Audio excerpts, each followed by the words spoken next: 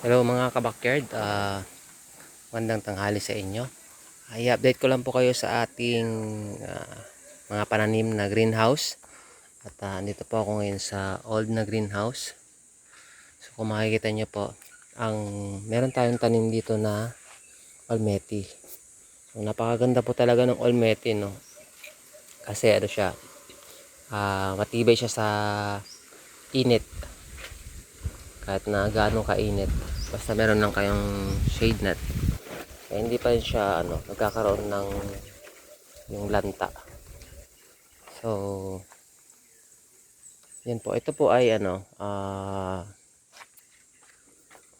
sinong pinunla ko siya ay March 14. So 21 na ngayon. 7 days na to after transplant. Ganda po. So nasa kratke pa rin po tayo. At ito naman po yung ating Lolo Bionda. So medyo okay naman siya. Medyo may mga batik-batik siya. Pero nalagyan ko na po to ng na-applyan ko na po siya ng plant wash po para ma-prevent po natin yung pagkalat. Hindi po siya fungus.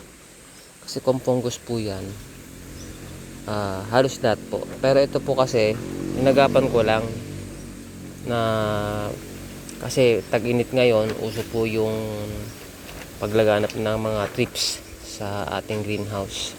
So may nakikita kasi ako sa mga dulo-dulo na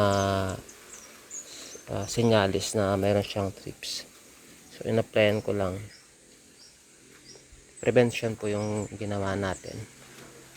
At ito po yung hindi po successful. Kasi ito ang harvest po nito ay sara ko lang yung pinto. Ito po ang date of harvest po kasi nito ay 3 days ago. Pero maliliit po siya. Bumiyahe po kasi kami ng 3 araw.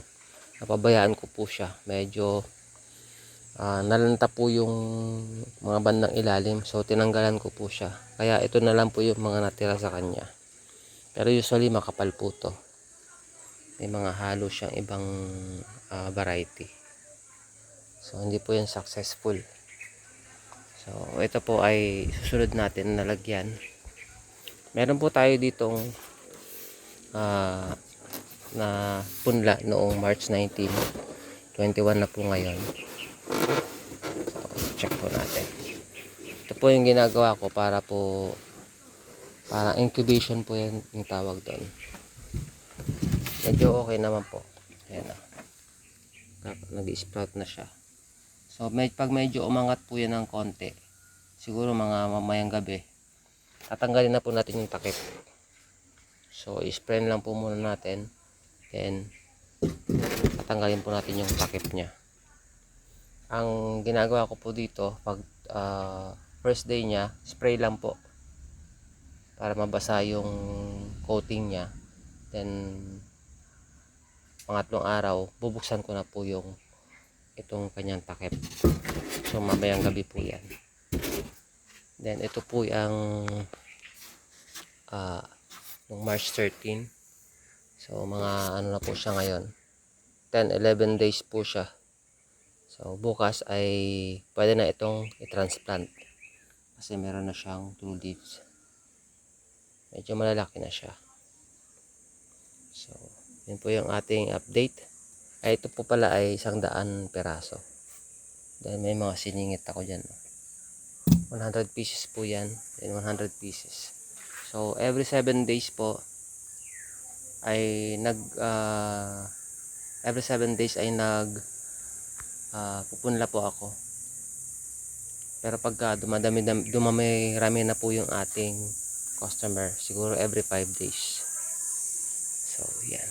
Ito po ay nag-ship ako ng olmeti ulit kasi napansin ko hindi kinakaya ng Lolo Bionda yung init. Kasi mababa lang yung greenhouse ko eh. Nasa ano lang po to. Nasa 10 feet. O 9 feet lang po yung taas niyan. Itong pinakagitna, 9 feet lang yan. Dapat nasa 12 feet po pataas. So, yun po yung update natin. At sana nagustuhan po ninyo yung update natin sa araw na to. Stay tuned lang po. May mga bago tayong project sa kabila. Greenhouse po yan na bago. So, salamat. At pag hindi ka pa nakapag-subscribe, subscribe ka na. Para ma-update ka sa ating panibagong videos. See you po sa next video.